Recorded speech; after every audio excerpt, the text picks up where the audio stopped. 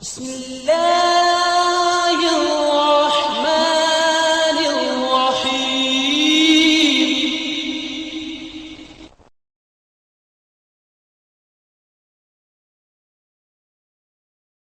سورۃ النحل پارہ نمبر 14، سورت کا رکوع نمبر 5 اور پارے کا رکوع نمبر 11۔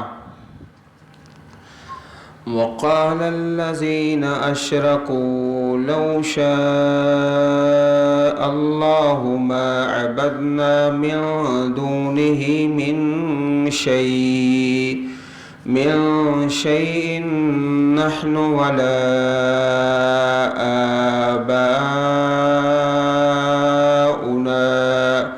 ولا حرمنا من دونه من شيء كذلك فعل الذين من قبلهم فهل على الرسل إلا البلاغ المبين ولقد بعثنا في كل أمة رسولا أن اعبدوا الله واجتنبوا الطاغوت فمنهم من هدى الله ومنهم من حقت عليه الضلالة فسيروا في الأرض فانظروا كيف كان عاقبة المكذبين إن تحرص على هداهم فإن الله لا يهدي من يضل وما لهم من ناصرين وأقسموا بالله جهد أيمانهم لا يبعث الله من يموت بلى وعدا عليه حقا ولكن أكثر الناس لا يعلمون ليبين لهم الذي يختلفون فيه وليعلم الذين كفروا أنهم كانوا كاذبين إنما قولنا لشيء إذا أردناه أن نقول له كن فيكون۔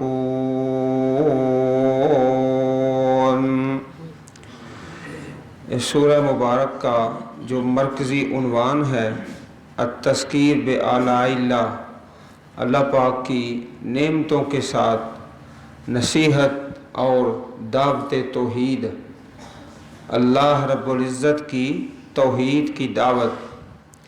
تو یہ جو 5واں رکوع شروع ہو رہا ہے، اس میں مشرکین نے ایک دلیل پیش کی ہے اپنے شرک کے لیے، اور دلیل یہ پیش کی ہے تقدیر سے استدلال، تقدیر سے کہ جی اللہ چاہتا ہے تو ہم شرک کرتے ہیں نا، اگر اللہ پاک نہ چاہے تو ہم شرک نہ کریں۔ یہ ان کی دلیل ہے، تقدیر سے استدلال، اس کا یہاں پہ رد کیا گیا ہے۔ وقال الذین اشرکوا، اور کہا ان لوگوں نے جنہوں نے شرک کیا، دلیل پیش کی اپنے شرک پر، لو شاء اللہ ما عبدنا من دونه من شیء، اگر اللہ چاہتا تو نہ ہم عبادت کرتے اس کے علاوہ کسی چیز کی، نحن ہم ولا آباؤنا، اور نہ ہی ہمارے باپ دادا، ہمارے جو باپ دادا تھے وہ بھی شرک نہ کرتے، ہم بھی نہ کرتے، اللہ چاہتا ہے تو ہم نے شرک کی ہے نا۔ ولا حرمنا اور نہ ہم حرام کرتے من دون ہی اس کے حکم کے علاوہ، من دون ہی اللہ تعالیٰ کے اذن کے علاوہ، من شیئن کچھ بھی، یہ جو ہم نے حرام کیے ہوئے ہیں مختلف قسم کے جانور، یہ بحیرہ، سائبہ، وسیلہ، حام، یہ 4 جانوروں کا نام آیا ہے قرآن پاک میں، یہ انہوں نے حرام کیے ہوئے تھے۔ تو کہتے یہ جو جانوروں کو ہم نے حرام کہا ہے یہ بھی اللہ کی مرضی سے کہا ہے، تو شرک کیا ہے تو یہ بھی اللہ تعالیٰ کی مشیت سے، اس کے اذن سے۔ تو جو حلال کو حرام کہا ہے وہ بھی اللہ تعالیٰ کے حکم سے ہی کہا ہے، یہ ان کی دلیل ہے مشرکین کی، استدلال کی ہے تقدیر سے۔ اللہ پاک نے پھر اس کا جواب دیا، ایک جواب تو یہ دیا کذالک، اسی طرح، فعل الذین من قبلہم، کیا ان لوگوں نے جو ان سے پہلے ہیں۔ یہ جو تقدیر سے استدلال کیا ہے کہ اللہ تعالیٰ کے حکم سے ہی ہم نے شرک کیا ہے اور ہمارے باپ دادا نے، اللہ پاک نے اس کا یہ جواب دیا ہے کہ یہ کوئی پہلی بار فضول بحث نہیں ہے، اس سے پہلے بھی مشرکین نے اسی قسم کی فضول بحث کی ہے اور فضول دلیل پیش کی ہے جو دلیل بنتی نہیں۔ ایک تو یہ جواب دیا کہ یہ بات کوئی نئی بات نہیں، پہلے بھی چلتی رہی ہے۔ دوسرا، فَهَلْ عَلَى الرُّسُلِ إِلَّا الْبَلَاغُ الْمُبِينُ، کیا ہے ہمارے رسولوں کے ذمے سوائے پہنچا دینے کے صاف صاف۔ اللہ کے رسولوں نے صاف صاف پہنچا دیا ہے کہ شرک نہ کرو، شرک کبیرہ گناہ ہے۔ اللہ پاک نے سارے رسولوں کو اسی لیے تو بھیجا ہے کہ شرک سے روکا جائے، اللہ کی توحید کی دعوت دی جائے۔ تو عزیز بھائیو، یہ دلیل ان کی بنتی نہیں۔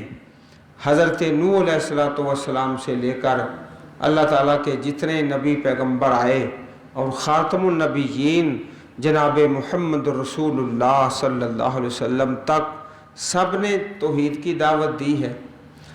اور اگر یہ دلیل صحیح ہے کہ جی اللہ کے حکم سے ہی ہم نے شرک کیا، اگر اللہ تعالیٰ کا اذن نہ ہوتا تو ہم نہ شرک کرتے، اسی دلیل کو پھر آگے لگا لو، تھوڑا سا آگے چلیے۔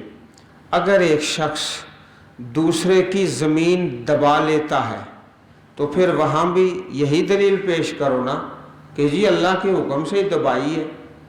اگر ایک شخص نے کسی عورت سے بدکاری کی ہے، وہ کسی کی ماں ہے، کسی کی بیٹی ہے، کسی کی بیوی ہے، تو وہاں بھی یہی کہو جی اللہ کے حکم سے ہوا ہے، یہ جو ہوا ہے صحیح ہوا ہے، اللہ تعالیٰ اگر اس کا اذن نہ دیتے تو نہ ہوتا۔ تو عزیز بھائیو، یہ دلیل بنتی نہیں۔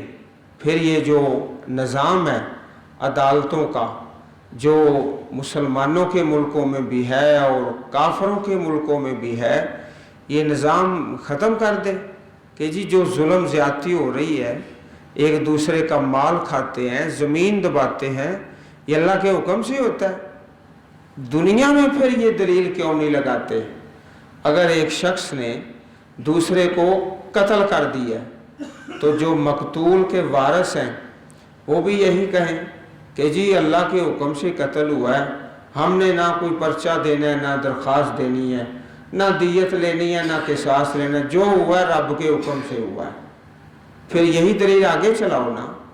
اللہ پاک نے اس کا یہ جواب دیا ہے کہ یہ دلیل بنتی نہیں، فضول قسم کی بات کرتے ہو۔ وَلَقَدْ بَعَثْنَا فِي كُلِّ أُمَّةٍ رَسُولًا أَنِ اعْبُدُوا اللَّهَ وَاجْتَنِبُوا الطَّاغُوتَ فَمِنْهُمْ مَنْ هَدَى اللَّهُ وَمِنْهُمْ مَنْ حَقَّتْ عَلَيْهِ الضَّلَالَةُ فَسِيرُوا فِي الْأَرْضِ فَانظُرُوا كَيْفَ كَانَ عَاقِبَةُ الْمُكَذِّبِينَ۔ ایک تو یہ اللہ پاک نے ان کی دلیل کا جواب دیا کہ تمہاری دلیل کوئی دلیل ہے ہی نہیں۔ دوسرا، آپ صرف 1 منٹ کے لیے عزیز بھائیوں ذرا سوچئے کہ یہ جو مشرکین نے کہا ہے کہ اگر اللہ نہ چاہتے تو ہم شرک نہ کرتے، اس کا معنی یہ ہے کہ مشرکین نے یہ عقیدہ بنا لیا ہے کہ جو کائنات میں ہوتا ہے اللہ کے حکم سے ہوتا ہے، اللہ تعالیٰ کے حکم کے بغیر کوئی کام ہو نہیں سکتا، اسی لیے تو ہم نے شرک کیا ہے۔ پھر تو چاہیے کہ سب سے پہلے شرک ہی چھوڑ دیں اور توحید پہ آ جائیں، کیونکہ جب یہ بات ان کے سامنے آ گئی کہ رب کے حکم کے بغیر کوئی کام ہو نہیں سکتا تو پھر اللہ کے شریک کیوں بنائے ہیں؟ سوچنے کی بات ہے کہ نہیں؟ اللہ تعالیٰ کے شریک کیوں بنائے ہیں؟ پھر توحید پہ آ جائے۔ وَلَقَدْ بَعَثْنَا فِي كُلِّ أُمَّةٍ رَسُولًا، اور بلا شبہ یقیناً ہم نے بھیجے ہر امت میں رسول جو کہتے آئے، کیا کہتے آئے؟ اَنِ اعْبُدُوا اللَّهَ، کہ تم عبادت کرو اللہ تعالیٰ کی، وَاجْتَنِبُوا الطَّاغُوتَ، اور تم بچو طاغوت سے۔ طاغوت کا لفظ جو ہے یہ طغا یطغا، طغیانی، سرکشی، طاغوت اس کو کہا جاتا ہے جس کی اللہ کے علاوہ عبادت کی جائے اور وہ اس پر خوش ہو، اس پر راضی ہے۔ اس سے پہلے بھی سورۃ البقرہ کے اندر پڑھ چکے ہیں، اللہ ولی الذین آمنوا یخرجہم من الظلمات الی النور والذین کفروا اولیاءہم الطاغوت، ایمان والوں کی دوستی رب کائنات سے ہے اور کفر والوں کی دوستی طاغوت سے ہے۔ فَمَن يَكْفُرْ بِالطَّاغُوتِ وَيُؤْمِن بِاللَّهِ فَقَدِ اسْتَمْسَكَ بِالْعُرْوَةِ الْوُثْقَى، جو طاغوت کا انکار کر دیتا ہے اور اللہ پر ایمان لاتا ہے اس نے مضبوط کڑے کو پکڑ لیا، تھام لیا۔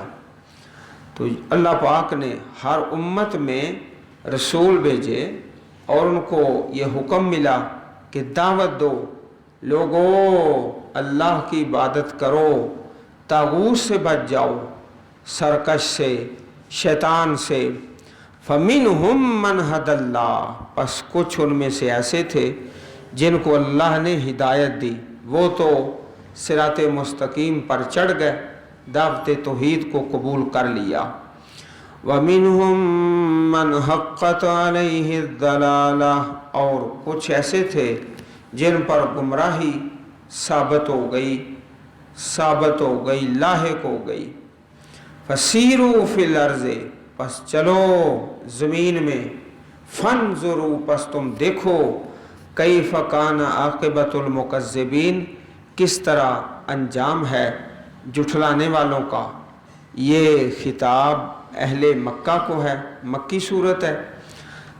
تو یہاں ان کے قریب جو علاقے تھے، قوم سمود ہے، قوم عاد ہے اور قوم مدین، یہ سارے ان کے قریب قریب ہی تھے، کوئی دائیں ہیں کوئی بائیں ہیں۔ تو کہا تمہاری جو تجارتی شاہراہ ہے، تمہارا جو مین راستہ ہے، اس راستے پر کئی قومیں ایسی ہیں جن پر اللہ کا عذاب نازل ہو چکا ہے، دیکھ لو اپنی آنکھوں سے، ان کے کچھ آثار ابھی باقی ہیں۔ فَسِیرُوا فِی الْأَرْضِ، چلو زمین میں، فَانْظُرُوا، اور دیکھو کیسے انجام ہے جھٹلانے والوں کا۔ تمہارے دائیں بائیں کافی قومیں ہیں جن پر اللہ رب العزت کی طرف سے عذاب نازل ہو چکا ہے۔ عزیز بھائیو، کچھ ایسے اللہ کے بندے ہیں اس آیت کا صرف ایک ٹکڑا پڑھتے ہیں، فَسِیرُوا فِی الْأَرْضِ، بس اس سے آگے بھی نہیں، اس سے پہلے بھی نہیں، چلو جی سیر کرنے، پہاڑی علاقے میں چلتے ہیں، فلاں علاقے میں چلتے ہیں۔ بھئی اگلا حصہ بھی تو پڑھے نا، اس سے پہلا حصہ پڑھ لیں۔ اتنی آیت پڑھ کے تو یہ استدلال کر لینا کوئی خیر والا پہلو نہیں۔ ان تحرص علی ہداہم فإن الله لا يهدي من يضل وما لهم من ناصرين۔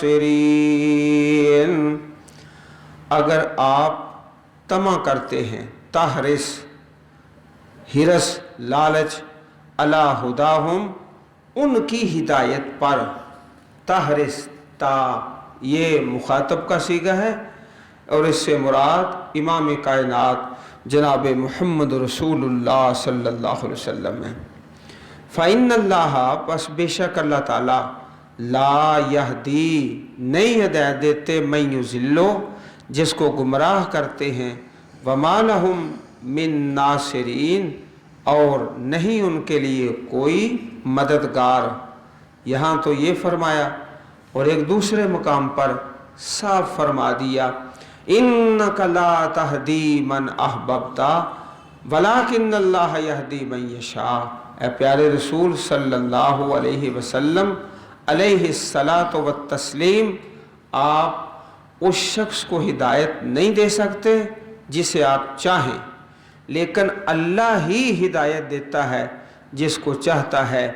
سو عزیز بھائیو، دعا ہو سکتی ہے، دعوت ہو سکتی ہے، جو ایک شخص ہدایت سے دور ہے، صراط مستقیم سے بھٹکا ہوا ہے، اس کے لیے دعائیں زیادہ سے زیادہ، یا اللہ اس کو ہدایت پر چلا دے۔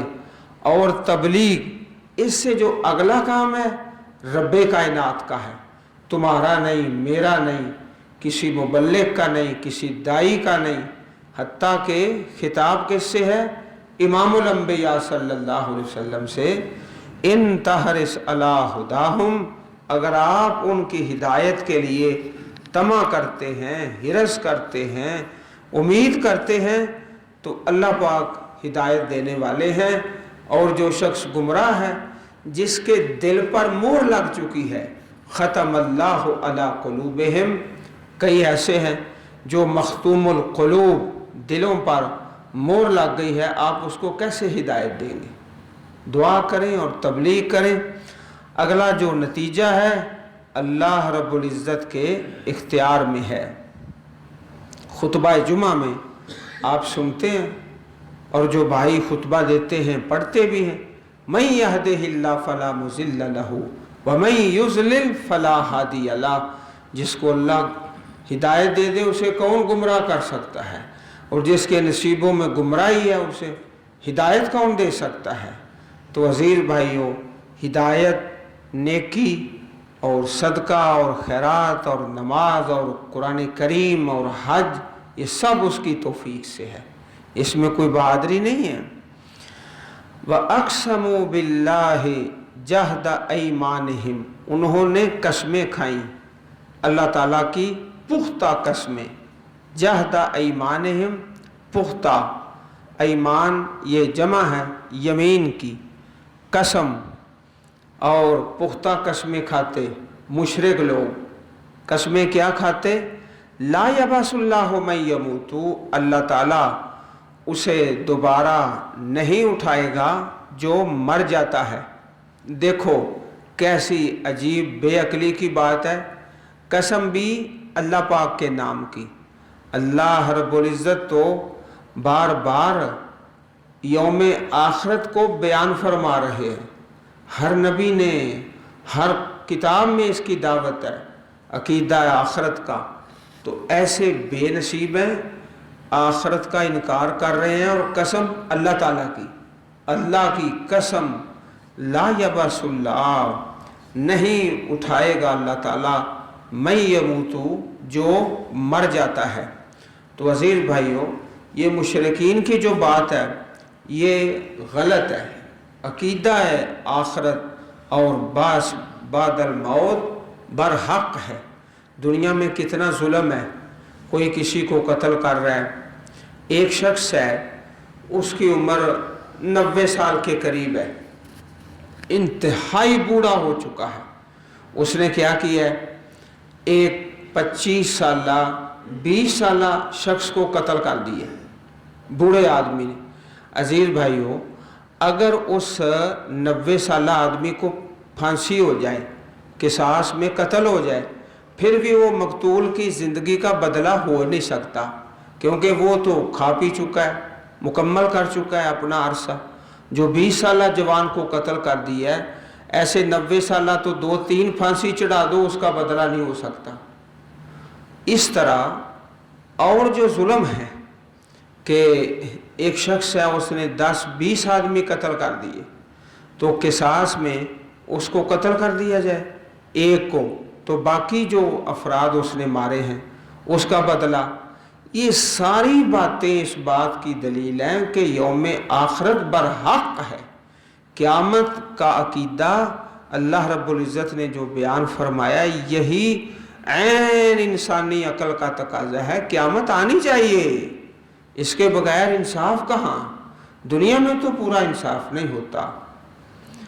बला क्यों नहीं, बला और बल्कि में फ़र्क है। क्यों नहीं, एक लफ्ज़ बल है और दूसरा बला। वादन अलैहि हक्का, वादा है उस अल्लाह पर हक्का, सच्चा पुख्ता, अल्लाह के ज़िम्मे ये पुख्ता वादा है। वलाकिन्न अक्सरन नास ला यालमून, और लेकिन अक्सर लोग नहीं जानते। अजीज़ भाइयों, इसमें अल्लाह ताला ने आपकी सिफ़त बयान की है। सिफ़त क्या है कि थोड़े लोग जानते हैं। आप थोड़े हैं तो थोड़े जो लोग हैं, अल्लाह ने उनकी सिफ़त बयान की है कि वो जानते हैं, ज़्यादा नहीं जानते। वलाकिन्न अक्सरन नास ला यालमून, अल्लाह पाक ने जो अकीदे के मसाइल बयान फरमाए, अक्सर लोग उसको नहीं जानते।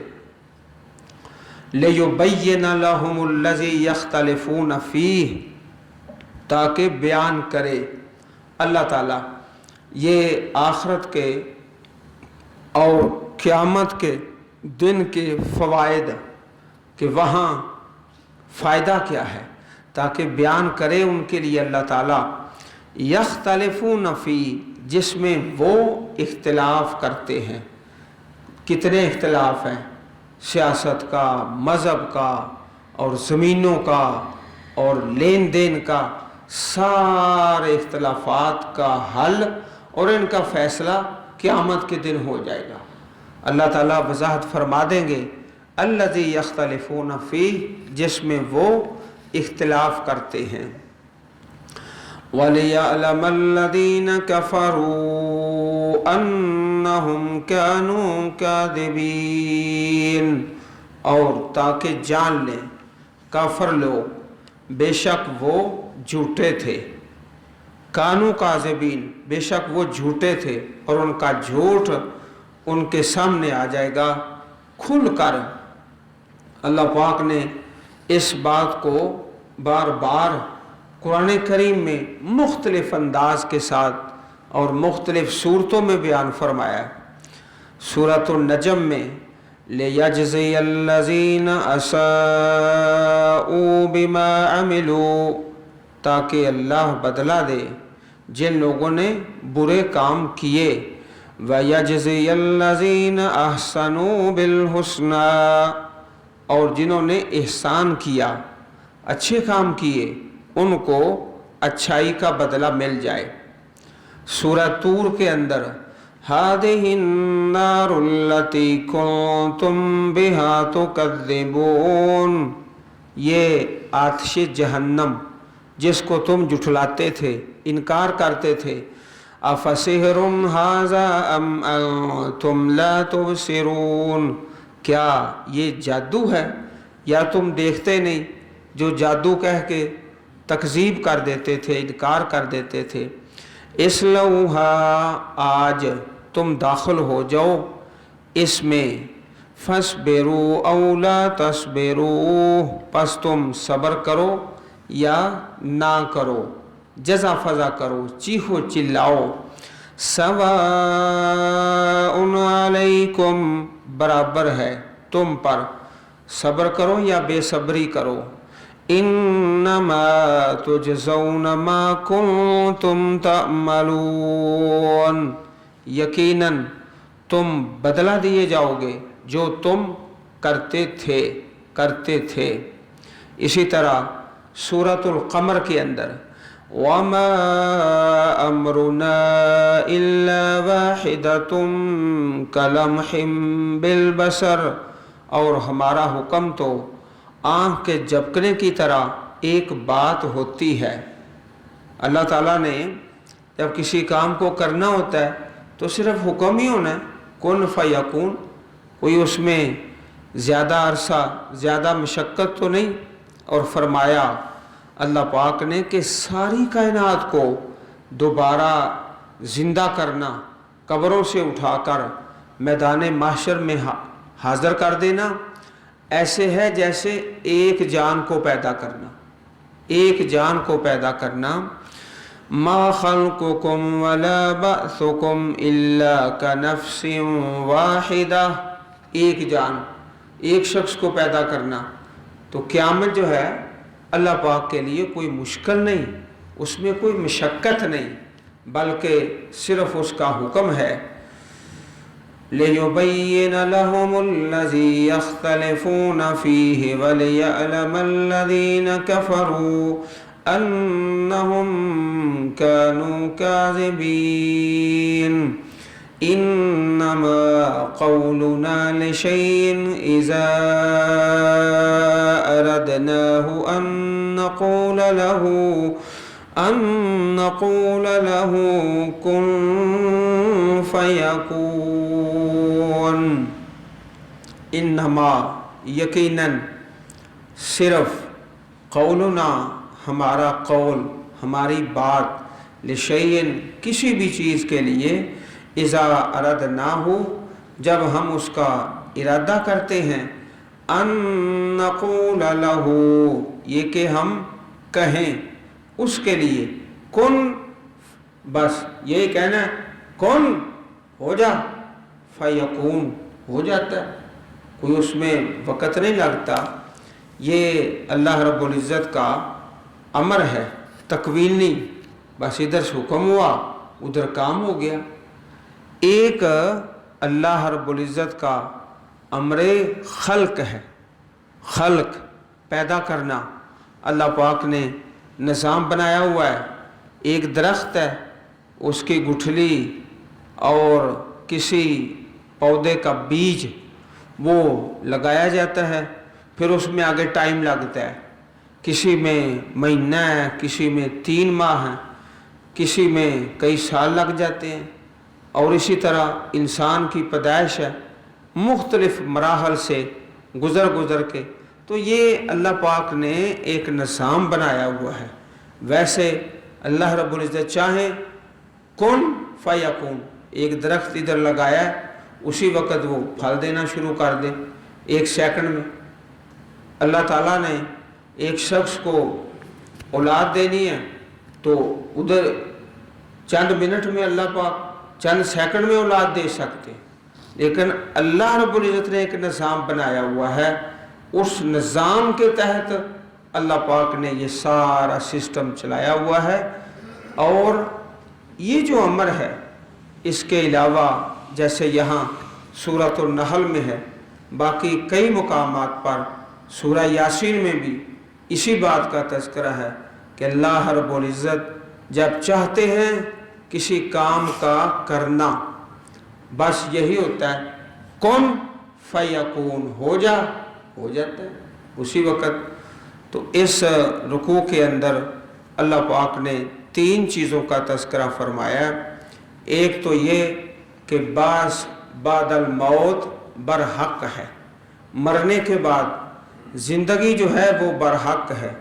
दूसरी बात जो इस रुकू के अंदर बयान हुई है, अल्लाह पाक जिसे गुमराह कर दे, और जो गुमराह होता है अपनी करतूतों से गुमराह होता है, उसे कोई हिदायत नहीं दे सकता। और तीसरी बात कि मुशरिकीन ने जो दलील पेश की है अपने शिरक पर और तकदीर से इस्तेदलाल किया है, वो दलील सही नहीं। अगर ऐसी दलील हो तो फिर दुनिया के हर काम में उसी दलील को लगा लें, कोई शख्स नहीं लगाएगा। हत्ता कि एक किसी को थप्पड़ लगा दिया जाए तो दूसरा कहेगा कि अल्लाह का हुक्म ही ऐसा था, तुमने जो किया सही किया, ہرگز نہیں کہے گا۔ یہ دلیل ہے ہی نہیں، فضول قسم کی بات ہے۔ اللہ رب العزت ہم سب کو قرآن کریم پڑھنے اور سمجھنے اور عمل کرنے کی توفیق عطا فرمائے۔ اللہم اجعل القرآن العظیم ربیع صدورنا ونور قلوبنا سبحان ربک رب العزت عما یصفون وسلام علی المرسلین والحمد للہ رب العالمین۔